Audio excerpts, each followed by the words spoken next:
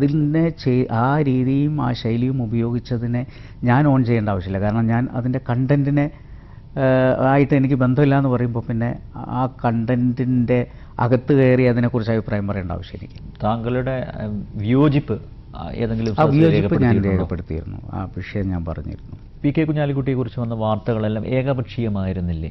അല്ല, അതിനെക്കുറിച്ച് ഞാൻ പറഞ്ഞില്ല. എൻ്റെ ഞാൻ ഇതിൻ്റെ പുറമെ ഒരു രാഷ്ട്രീയ പ്രവർത്തനമാണ്, പാർട്ടിയുടെ സെക്രട്ടറിയാണ്. ആ അർത്ഥത്തിൽ പി.കെ. കുഞ്ഞാലിക്കുട്ടി എന്ന് പറയുന്ന വ്യക്തിയെക്കുറിച്ച് ധാരാളം വാർത്തകൾ ആ സമയത്ത് മനഃപൂർവ്വമായും, ഞാൻ ഇന്ത്യ വിഷൻ മാത്രമല്ല, അന്നത്തെ എല്ലാ മാധ്യമങ്ങളിലും അദ്ദേഹത്തിനെതിരെ കുറേ വാർത്തകൾ വന്നിരുന്നു. പിന്നീട് 1, 2, 3 ദിവസങ്ങൾക്ക് ശേഷം നമുക്ക് അതിൻ്റെ നിജസ്ഥിതി എന്താണെന്ന്, അത് ഏത് ദിശയിലേക്ക് പോകുന്നു എന്ന് ബോധ്യമാവുകയും ചെയ്തിട്ടുണ്ട്. അപ്പോൾ എൻ്റെ ഒരു അഭിപ്രായം ഇതിൽ, അദ്ദേഹം കഴിഞ്ഞ കാലങ്ങളിൽ ഇത് സംബന്ധിച്ച് ധാരാളം അന്വേഷണങ്ങൾക്ക് വിധേയനായിട്ടുള്ള ഒരു വ്യക്തിയാണ്. അത് സുപ്രീം കോടതി വരെ പോയിട്ടുള്ള വിഷയമാണ്. അപ്പോൾ ഒരു ദീർഘകാലത്തെ അനുഭവങ്ങൾ ഇതിൻ്റെ പേരിൽ അദ്ദേഹത്തിനുണ്ടായിട്ടുണ്ട്. അപ്പോൾ വീണ്ടും വീണ്ടും ഒരേ വിഷയത്തിൽ ഒരു ഹരാസ്മെൻറ്റിന് വിധേയമാകുക എന്നുള്ളതിൽ എനിക്ക് എൻ്റേതായിട്ടുള്ള അഭിപ്രായങ്ങളുണ്ടായിരുന്നു. പക്ഷേ ഇവിടെ അതൊന്നുമല്ല. ഇതിലൊരു വ്യക്തി വന്ന് അദ്ദേഹവുമായി ബന്ധമുണ്ട് എന്ന് പറഞ്ഞുകൊണ്ട് അദ്ദേഹത്തിൻ്റെ ഒരു കോബ്രദർ വന്ന് പുറത്തു വിട്ട കുറേ വാർത്തകളെ തുടർന്നാണ് ഇത്തരത്തിലുള്ള സംഭവങ്ങൾ ഉണ്ടായിട്ടുള്ളത്.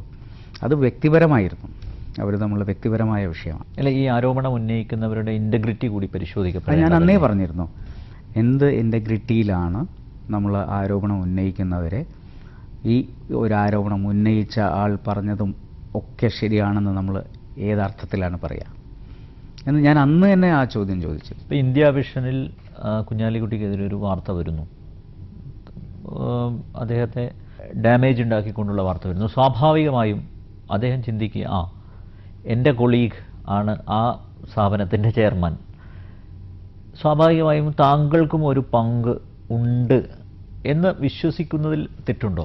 വിശ്വസിക്കുന്നതിൽ തെറ്റില്ല. ഞാൻ പറഞ്ഞല്ലോ, അദ്ദേഹത്തിൻ്റെ തെറ്റിദ്ധാരണ, അദ്ദേഹത്തിന് അങ്ങനെ ഒരു ധാരണ വന്നതിൽ ഞാൻ എതിര് പറയുന്നില്ല.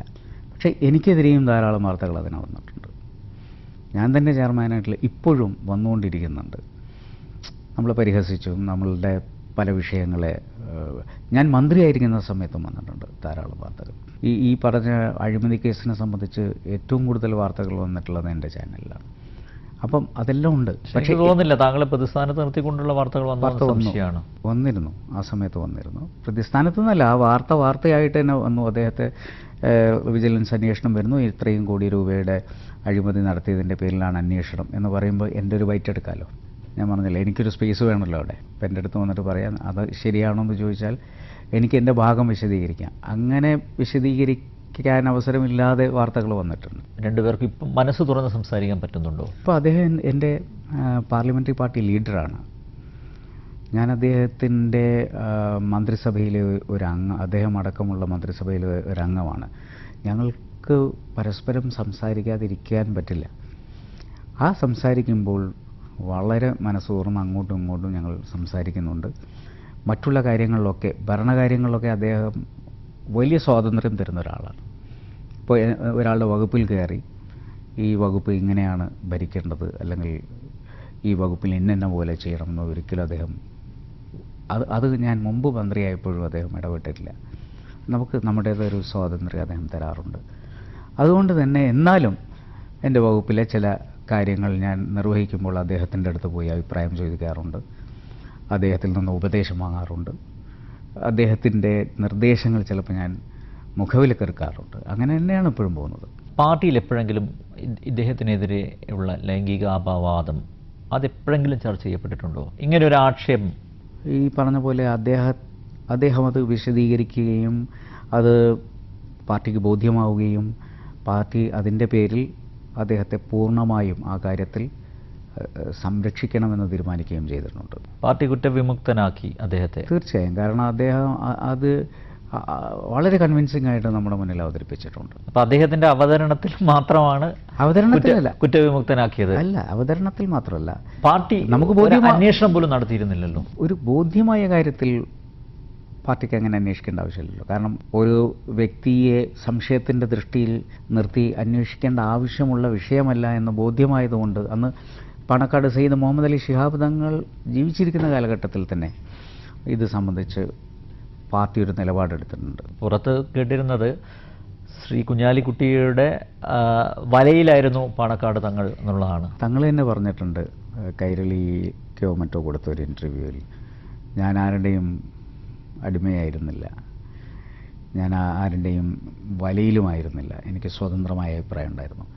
ഞാനും കുഞ്ഞാലിക്കുട്ടിയും തമ്മിൽ പല കാര്യങ്ങളിലും അഭിപ്രായ വ്യത്യാസം ഉണ്ടായിരുന്നു. അതിൽ എൻ്റെ അഭിപ്രായത്തെ പലപ്പോഴും ഞാൻ ശക്തമായി അവതരിപ്പിക്കുകയും ആ നിലയിൽ തീരുമാനമെടുപ്പിക്കുകയും ചെയ്തിട്ടുണ്ട് എന്ന് വരെ അദ്ദേഹം പറഞ്ഞിട്ടുണ്ട്. വീണ്ടും മന്ത്രിയാവാൻ എന്തൊക്കെ കോംപ്രമൈസ് ചെയ്യേണ്ടി വന്നു താങ്കൾക്ക്? കോംപ്രമൈസസ് ഒന്നുമില്ല. ഞാൻ പറഞ്ഞല്ലോ, മന്ത്രി എന്ന് പറയുന്ന ഒരു ആവശ്യം ഉന്നയിച്ചുകൊണ്ട് ഞാൻ പാർട്ടിയിൽ ഒരിക്കലും അങ്ങോട്ട് പോയിട്ടില്ല, ഒരിക്കലും പോയിട്ടില്ല. കഴിഞ്ഞ തവണയും എൻ്റെ മന്ത്രിസ്ഥാനത്തേക്ക് പാർട്ടി പരിഗണിച്ചതാണ്. ഈ പ്രാവശ്യവും പാർട്ടി പറഞ്ഞതാണ്. ആ പറയുന്നതിൻ്റെ തലേ ദിവസം വരെ ഞാൻ ഉണ്ടാകുമോ ഇല്ലയോ എന്നുള്ള വാർത്തകളുണ്ടായിരുന്നു. അപ്പോഴൊന്നും ഞാൻ പാണക്കാട് ഹൈദർ അലി ശിഹാബ് തങ്ങളുടെ അടുത്ത് ചെന്നിട്ടോ ഞാനുണ്ടോ ഇല്ലേ എന്നുള്ള ചോദ്യം ചോദിച്ചിട്ടേ ഇല്ല. വളരെ സത്യമായിട്ടാണ് ഞാൻ പറയുന്നത്, ഞാൻ ചോദിച്ചിട്ടേ ഇല്ല. പ്രഖ്യാപിക്കുന്ന അന്ന് അല്പനിമിഷങ്ങൾക്ക് മുമ്പ് അദ്ദേഹം എന്നെ വിളിച്ചു, നീ മന്ത്രിസഭയിലുണ്ട്, ഇന്ന വകുപ്പാണ് ലഭിക്കുക എന്ന് പറഞ്ഞപ്പോൾ മാത്രമാണ് ഞാൻ ഉണ്ടാകുമെന്നെനിക്ക് ഉറപ്പായത്. ഞാനല്ലാതെ വേറെ ആളുകൾക്ക് ഇപ്പോഴും ഈ പാർട്ടിയിൽ മന്ത്രിയാകാനുള്ള അർഹതയും അവകാശവും ഉണ്ടെന്ന് വിശ്വസിക്കുന്ന ആളാണ് ഞാൻ. അപ്പം നമുക്ക് ഒരു സെക്കൻഡ് ചാൻസ് തരിക എന്നൊക്കെ പറയുമ്പോൾ പാർട്ടി ഇപ്പോഴും നമ്മളെ വളരെയധികം പരിഗണിക്കുന്നു എന്നുള്ളതാണ്. അല്ലെങ്കിലും താങ്കളെ മന്ത്രിയാക്കാതിരിക്കാൻ ശക്തമായ ശ്രമം നടന്നില്ലേ? എനിക്കങ്ങനെ തോന്നിയിട്ടില്ല. കാരണം എന്താ വെച്ചാൽ വാർത്തകൾ വന്നിരുന്നു, അതിന് കുറേ കാരണങ്ങൾ പറഞ്ഞിരുന്നു. പക്ഷെ ആ കാരണങ്ങളൊന്നും പാർട്ടിയെ സംബന്ധിച്ചിടത്തോളം അത് കാരണമാക്കി എടുക്കുമെന്ന് എനിക്ക് തോന്നിയിട്ടില്ല. കാരണം ഒന്ന് പറഞ്ഞത് കേസുകളെ സംബന്ധിച്ചാണ്. എൻ്റെ കേസുകളെ മുഴുവൻ ഞാൻ എൻ്റെ തെരഞ്ഞെടുപ്പിന് തൊട്ട് മുമ്പ് നമ്മൾ നോമിനേഷൻ സമർപ്പിക്കുമ്പോൾ ഇന്ന കുറ്റങ്ങളുടെ പേരിൽ എൻ്റെ പേരിൽ കേസുകളുണ്ട് എന്നെഴുതി പിറ്റേ ദിവസത്തെ പത്രത്തിൽ വെണ്ടകാക്ഷരത്തിൽ ആ വാർത്തകളൊക്കെ വന്ന് അതിനുശേഷം തിരഞ്ഞെടുപ്പിന് നിന്ന് ജനങ്ങൾ ജയിപ്പിക്കുന്ന ഒരു വ്യക്തിക്ക് തീർച്ചയായും മറ്റ് അങ്ങനെ വന്നിട്ടുള്ള എല്ലാ മെമ്പേഴ്സും തുല്യരാണ്. അങ്ങനെയുള്ള മെമ്പേഴ്സിൽ നിന്ന് ആരെയും മന്ത്രിയാക്കാൻ സാധിക്കുന്നതാണ്. എന്നാൽ ആ കാരണത്താൽ MK മുനീറിനെ മന്ത്രിയാക്കിക്കൊള്ളണം എന്നില്ല. ധാരാളം ആളുകൾ പാർട്ടിയിൽ കഴിവുള്ളവർ, എത്രയോ തവണ മത്സരിച്ചവരൊക്കെ ഇതിനകത്തുണ്ട്. എന്നാലും ഇതൊക്കെയാണെങ്കിലും പാർട്ടി അതൊന്നുമല്ല, അത് വാർത്തകളിൽ വന്നു എന്നുള്ളതല്ലാതെ ആ കാരണത്താലൊന്നുമല്ല പാർട്ടി എന്നെ പരിഗണിച്ചത് എന്ന് ഞാൻ മനസ്സിലാക്കും. അല്ല, താങ്കളെ മന്ത്രിയാക്കണമെങ്കിൽ ഇന്ത്യ വിഷൻ ചെയർമാൻ സ്ഥാനം രാജിവെക്കണം, ശക്തമായ വകുപ്പ് തരില്ല, അങ്ങനെയുള്ള നിബന്ധനകൾ മുന്നോട്ട് വെച്ചിട്ടില്ല. ഞാൻ അന്ന് തന്നെ ഇപ്പം ഞാൻ പറഞ്ഞിരുന്നു, ടെക്നിക്കലി ചില പ്രശ്നങ്ങളുണ്ടായിരുന്നു ചെയർമാൻഷിപ്പിൽ നിന്നും ഒഴിയണമെങ്കിൽ. അത് മുഴുവൻ വിശദീകരിക്കാൻ പറ്റാത്ത വിഷയമായതുകൊണ്ട് അതുകൊണ്ട് ഞാൻ പറഞ്ഞു, അത് അന്ന് ഞാൻ തെരഞ്ഞെടുപ്പ് പ്രഖ്യാപിക്കുന്നതിനൊക്കെ എത്രയോ മുമ്പ് ഈ വിഷയം വന്നപ്പോൾ പത്രക്കാരോട് ഞാൻ പറഞ്ഞിട്ടുണ്ട്, ടെക്നിക്കലി ചില ഇഷ്യൂസ് ഉണ്ട്, പക്ഷെ ഞാൻ അതിൻ്റെ പ്രോസസ്സ് ആരംഭിക്കുകയാണ്. എന്നാലും ചില പീരീഡ് എടുത്ത ശേഷമേ എൻ്റെ ചെയർമാൻഷിപ്പ് റെസിഗ്നേഷൻ അവർക്ക് സ്വീകരിക്കാൻ പറ്റൂ. പക്ഷെ ആ പ്രോസസ്സ് ഞാൻ ആരംഭിച്ചു.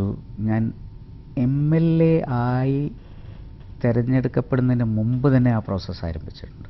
ഇലക്ഷന് മുമ്പ് മന്ത്രിയാവുമോ ഇല്ലയോ ഒന്നൊന്നും അറിയുന്നതിന് മുമ്പ് തന്നെ ഞാൻ എന്നെ ഒഴിവാക്കി തരണമെന്നുള്ള റിക്വസ്റ്റ് അവിടെ കൊടുത്തിട്ടുണ്ട്. അതിന് മുമ്പ് തന്നെ MD-ഷിപ്പിൽ നിന്ന് ഞാൻ ഒഴിഞ്ഞിട്ടുണ്ട്. തെരഞ്ഞെടുപ്പിൻ്റെ തൊട്ട് മുമ്പ് ഞാൻ ഒഴിഞ്ഞു എന്നുള്ളത് പ്രഖ്യാപിച്ചു. അത് അവർ അക്സെപ്റ്റ് ചെയ്തോ ഇല്ലയോ എന്നുള്ളത് ഇനിയും ബോർഡ് കൂടിയിട്ട് ഡിസൈഡ് ചെയ്യേണ്ട കാര്യമാണ്. പക്ഷേ ആസ് ഇറ്റ് ഈസ് ഞാൻ ചെയർമാൻഷിപ്പിലില്ല. എന്തിനാണ് തദ്ദേശ സ്വയംഭരണ വകുപ്പ് കീറിമുറിച്ചത്? തദ്ദേശ സ്വയംഭരണ വകുപ്പ് മുമ്പും ഇതുപോലെ തന്നെ റൂറൽ ഡെവലപ്മെൻറ്റ് എന്ന് പറയുന്നത് മുമ്പ് CF തോമസ് കൈവച്ചിരുന്നപ്പോൾ ത്രിതല പഞ്ചായത്ത് എന്ന് പറഞ്ഞുകൊണ്ട് ബ്ലോക്ക് പഞ്ചായത്തും ജില്ലാ പഞ്ചായത്തും അതുപോലെ തന്നെ ഗ്രാമപഞ്ചായത്തും കുട്ടിയാമത് കുട്ടിയും കയ്യിൽ വെച്ചിരുന്നു. അതിന് മുമ്പുള്ള ഒരു തവണ ഇതേപോലെ അർബൻ എന്ന് പറയുന്നത് പി കെ കുഞ്ഞാലിക്കുട്ടി സാഹിബും അതിൻ്റെ റൂറൽ എന്ന് പറയുന്ന ഭാഗം കെ ബാവയും കൈകാര്യം ചെയ്തിരുന്നു. അദ്ദേഹത്തിന് അർബനോടേ താല്പര്യമുള്ളൂ അല്ലേ? ആ അർത്ഥത്തിലല്ല. അർബൻ എന്ന് പറയുമ്പം നഗരവുമായി ബന്ധപ്പെട്ടിട്ടുള്ള വിഷയങ്ങൾ എന്നത് മാത്രമല്ല. അർബൻ എന്ന് പറഞ്ഞു കഴിഞ്ഞാൽ നമുക്ക് അവിടുത്തെ സാധാരണ ജനങ്ങളുടെ വിഷയവും വരുന്നുണ്ട്. അവിടുത്തെ സീവേജ് സിസ്റ്റം വരുന്നുണ്ട്. പിന്നെ നഗരത്തിലാണ് ഏറ്റവും കൂടുതൽ ശുചിത്വം. അപ്പോൾ അതൊരു വലിയ ഭാരിച്ച കാര്യമാണ്. അത് അർബൻ എന്ന് പറഞ്ഞു കഴിഞ്ഞാൽ നമ്മളൊരു ബിൽഡിംഗ് റൂൾ എക്സംഷൻ എന്ന് പറയുന്ന ഒരു സംഭവം മാത്രമായിട്ടാണ് എല്ലാവരും കാണുന്നത്. ആ രീതിയിൽ മാത്രമല്ല, സാധാരണക്കാരൻ്റെ വിഷയങ്ങളിലെല്ലാം ഇടപെടാൻ പറ്റുന്നൊരു കാര്യമാണ്. അത് അദ്ദേഹം പിന്നെ പഞ്ചായത്ത് എന്ന് പറയുമ്പോൾ കുറച്ചുകൂടി വാസ്റ്റായിട്ടുള്ള 978 പഞ്ചായത്ത് ഉണ്ട്. അപ്പോൾ ഒരു ഇൻഡസ്ട്രി എന്ന് പറയുന്ന ഡിപ്പാർട്ട്മെൻറ്റ് കൂടെ ആവുമ്പം അർബൻ എന്ന് പറയുമ്പോൾ കുറച്ച് കോർപ്പറേഷൻസും കുറച്ച് മുനിസിപ്പാലിറ്റീസും മാത്രമാണ് അതിൽ വരുന്നത്. അപ്പോൾ ഒന്ന് നോക്കാൻ സൗകര്യമുണ്ട്. പഞ്ചായത്ത് 978 പഞ്ചായത്ത് എന്ന് പറയുന്നതിന് ഒരു ഹ്യൂജായിട്ടുള്ള, നമ്മൾ കൂടുതൽ ശ്രദ്ധ ചെലുത്തേണ്ട നഗരങ്ങളായിക്കൊണ്ടിരിക്കുന്ന, അതുകൊണ്ടാണ് കുറേ പഞ്ചായത്തുകളെ കാറ്റഗറി 1-ൽ നഗരപഞ്ചായത്തുകൾ എന്ന് വിളിക്കുന്നത്. ബാക്കിയുള്ള പഞ്ചായത്തുകളെ ശരിക്കുള്ള ഗ്രാമപഞ്ചായത്ത് എന്ന് വിളിക്കുന്നത്. അപ്പോൾ അങ്ങനെയുള്ളൊരു ഡിവിഷൻ കൊണ്ട് വലിയൊരു ബുദ്ധിമുട്ട് ഭരണത്തിലുണ്ടാവില്ല. പക്ഷേ LSGD എന്ന് പറയുന്ന ഒരു ഇൻ്റഗ്രേഷൻ ഇവിടെ നടന്നിട്ടുണ്ട്, ഞാൻ സമ്മതിക്കുന്നു. ആ ഇൻ്റഗ്രേഷൻ മുറിച്ചിട്ടില്ല. അതായത് LSGD ഡിപ്പാർട്ട്മെൻറ്റ് മുറിച്ചിട്ടില്ല. അതിൻ്റെ സെക്രട്ടറി എന്ന് പറയുന്ന ഒരു പ്രിൻസിപ്പൽ സെക്രട്ടറിയാണ്. അതിൻ്റെ ചീഫ് എഞ്ചിനീയർ എന്ന് പറയുന്നത് ഒരു ചീഫ് എഞ്ചിനീയറാണ്. അപ്പോൾ ആ വകുപ്പിൻ്റെ ഒരു കീറിമുറിക്കൽ ഉണ്ടായിട്ടില്ല. അതേസമയം ആ വകുപ്പ് നോക്കുന്നതിന് വേണ്ടി 3 മിനിസ്റ്റേഴ്സ് ഉണ്ട് എന്നുള്ളത് മാത്രം. പക്ഷേ അത് ഭരിക്കാൻ ബുദ്ധിമുട്ടല്ലേ? ഭരിക്കാൻ ബുദ്ധിമുട്ടെന്ന് പറഞ്ഞു കഴിഞ്ഞാൽ ഇപ്പോൾ പഞ്ചായത്ത് എന്ന് പറയുന്നത് ഇപ്പോൾ അല്ലെങ്കിൽ ആക്റ്റുകൾ തന്നെ, ബിൽഡിംഗ് റൂൾസിന് പഞ്ചായത്ത് ബിൽഡിംഗ് റൂൾസ് വേറെയാണ്, മുനിസിപ്പൽ ആക്ട് വേറെയാണ്, പഞ്ചായത്തുകളുമായി ബന്ധപ്പെട്ടിട്ടുള്ള ഡയറക്ടറേറ്റിന് വേറെയാണ്, പഞ്ചായത്ത് ഡയറക്ടറേറ്റ് എന്ന് പറയുന്നത് വേറെ തന്നെയാണ്, ആ പഞ്ചായത്ത് പ്രസിഡൻറ്റുമാർക്ക് വേണ്ടിയിട്ടുള്ള അസോസിയേഷൻ വേറെയാണ്. അപ്പോൾ അതെല്ലാം പിന്നെ പഞ്ചായത്ത് എന്നുള്ള നിലയ്ക്ക് വേറിട്ട് തന്നെ നിൽക്കുന്നുണ്ട്. പക്ഷേ ഇത് 3 തട്ടിനെയും ഒരാൾ നോക്കിയിരുന്നത് 3 തട്ടുകൾ വേറെ വേറെ നോക്കുന്നു. തട്ട് എന്ന് പറയുന്നത് മൂന്നാമത്തെ തട്ട് എന്ന് പറയുന്നത് ഞാൻ ഉദ്ദേശിക്കുന്നത് റൂറൽ ഡെവലപ്മെൻറ്റ് മാത്രമാണ്. ബ്ലോക്ക് പഞ്ചായത്തിൻ്റെ ഇതിൽ തന്നെയാണ് വരുന്നത്. ബ്ലോക്ക് പഞ്ചായത്ത്, ഗ്രാമപഞ്ചായത്ത്, ജില്ലാ പഞ്ചായത്ത്. അതിൽ റൂറൽ ഡെവലപ്മെൻറ്റ് എന്ന് പറഞ്ഞാൽ സെൻട്രൽ സ്കീംസാണ്. പക്ഷേ സെൻട്രൽ സ്കീംസ് ഇംപ്ലിമെൻ്റ് ചെയ്യേണ്ടത് പഞ്ചായത്ത് വഴിയാണ്. അപ്പോൾ അത് സെൻട്രൽ സ്കീംസ് കൃത്യമായി കിട്ടുന്നുണ്ടോ, അത് വിനിയോഗിക്കപ്പെടുന്നുണ്ടോ നോക്കാൻ വേണ്ടി റൂറൽ ഡെവലപ്മെൻറ്റ് മിനിസ്റ്റർ ഉണ്ടെന്ന് മാത്രം. അത് താഴെത്തട്ടിൽ ഇംപ്ലിമെൻ്റ് ചെയ്യപ്പെടുന്നുണ്ടോ എന്ന് നോക്കാൻ ഗ്രാമപഞ്ചായത്ത് മിനിസ്റ്റർക്കും സാധിക്കും. ഡോക്ടർ MK മുനീറുമായുള്ള വർത്തമാനം ഇവിടെ പൂർണ്ണമാകുന്നില്ല. വീണ്ടും അടുത്ത ആഴ്ച ഇതേ ദിവസം ഇതേ സമയം.